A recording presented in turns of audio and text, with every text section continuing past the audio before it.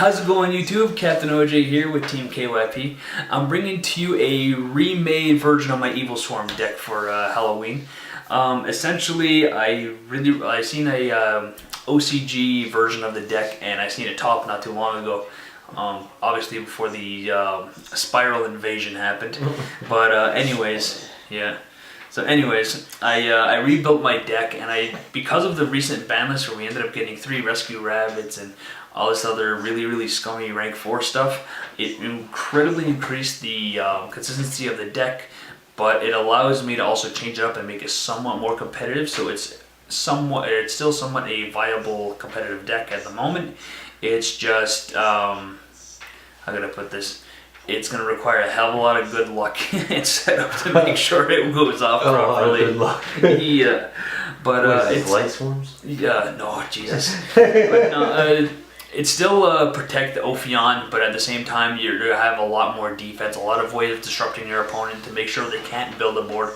And if they do build a board, they had to really fight through a lot of disruption in order to get that board. I'm still tweaking it here and there, but for the most part, this is what I've been testing lately. So anyways, we'll get to the deck and we'll see what you guys think. Alright, so like our usual deck profiles, we're going to start with the main, then the extra, then the side, because the side's more for personal preferences. So, like every good Evilswarm deck, you have to play 3 Heliotrope. He's just more or less a beater for the deck. He doesn't have no effects. But the reason why you play 3 is because you play 3 Rescue Rabbits. Rescue Rabbits, you cannot be special summoned, but when you normal summon him, you contribute him, banish him, and bring out 3 normal monsters. You bring out your Heliotrope, and Heliotrope makes Ophion. So, that's more or less why you play. And because we have the consistency of the deck, and like Ophion Turbo just is stupidly consistent now, and I'm so glad we got this back at 3. Now the only thing is you're probably not going to see it too much in the meta, but it's very helpful, trust me. 3 caster, just like every other Evilswarm deck, it gives you an additional normal summon, and it's a half decent beat stick too at 1750. Kyrgion, I haven't really been using it too much, to be honest, and I was even thinking of lowering it down to like 2. But it's still a half decent beater on board. It's got a half decent defense. When it's sent to the graveyard, you can banish another dark monster and you can get an additional normal summon, and you bring 1 to your hand. So it's not so bad. It's just it's somewhat situational, you know. I only play 1 Mandrega, especially for going second. It's a good way of getting a monster on board. And now for the scumminess of the deck. 1 Maxi, 2 DD Crows for graveyard-centric decks, 2 Ghost Ogres, 2 Droll and Locks. I don't have any Ash Blossoms because they're just too damn expensive. I was thinking of putting some money and effort into getting 2 of them, but they're just too expensive right now. But Droll and Lock is just as good, theoretically. It's just not as flexible because of the way the deck, most decks are right now. Droll and Lock is actually in some ways better because most decks are searching with for field spells or with monster effects. So I feel that right now Droll and Lock's a better card, anyways. Now for the spells, reinforcement of the army, easy enough. You could search for a warrior type monster. Normally you're going to search for caster. Caster will give you the additional normal summon to summon another Evilswarm to make Ophion after that. I only play 2 unexpected dies. Normally it's just a good way of getting a monster on board, and you get out your Heliotrope with it. Ophion can also search out its own protection. Infestation, Pandemic, I only played 2. I feel 3 would just clog up the deck. I tried it at 3. Basically what it does is Evilswarm is a quick play spell, so you can play it during either player's turn, but Evilswarm monsters are unaffected by your opponent's spell or trap effects. But you're going to see during the trap lineup that this actually does play a major role in protecting Ophion, but it's also, this deck has its weaknesses. The way the OCG list was, they were playing 3 Scapegoats, really good for really good for like battle traps, but you can also use the Go tokens to link summon, which is for the most part what I use it for. So battle trap and link summoning. Everything in your deck is essentially dark, so Allure Darkness is always awesome. This is where the traps come in. So it's hard for your opponent really to discuss or to decide where your scumminess is going to be coming from. It's already bad enough you have Ophion on board, and I'm running about 7 hand traps. But also with the scapegoat tokens, they're really good for tribute fodder for Horn of Heaven. One thing I find this deck is really weak against is monster effects, no matter where it comes from, whether it's a hand effect, monster effect on board, on the grave.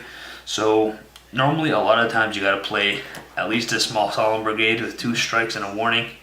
More or less just to stop monster effects, because that's what really screws over the deck. You have no inherent ability of stopping monster effects. So I play the 2 strikes to stop monster effects and just to stop summoning in general. More monster effect hate, especially for something on board. I hate that card. And it's a good way of, it keeps you coming back too, so that's what also makes this a really, really good card. So even if your opponent link summons, you can just bring it back, get rid of your opponent's, or at least reduce the attack and negate its effects. And that's what I like about this card. This card is still relevant against link monsters, so that does come in handy. And for recovery plays, 2 XYZ Reborn. I was thinking of playing it at 3, but I feel 3 of them clogs, even at 1, because it's already hard enough for your opponent to get over Ophion to begin with. So I find XYZ Reborn on its own with that 2 is just fine. So for the extra, you want to stop and no, you got time? It's about to die or what? It's about to die. Oh, it's good. So for the extra, obviously you got to play 2 Ophion. Searches out its own protection with Infestation Pandemic. And it stops level 5 special summoning, so that's always fun. For the most part, it's a rank 4 spam deck, so I got Baguska, so if I have to, I could sit on him. Tornado Dragon, just to get rid of spell and traps. Abyss Dweller negates graveyard effects. I play the Utopia Engine because it's just really easy to make. I do play a handful of link monsters because they're somewhat easy to make, especially with the Go tokens.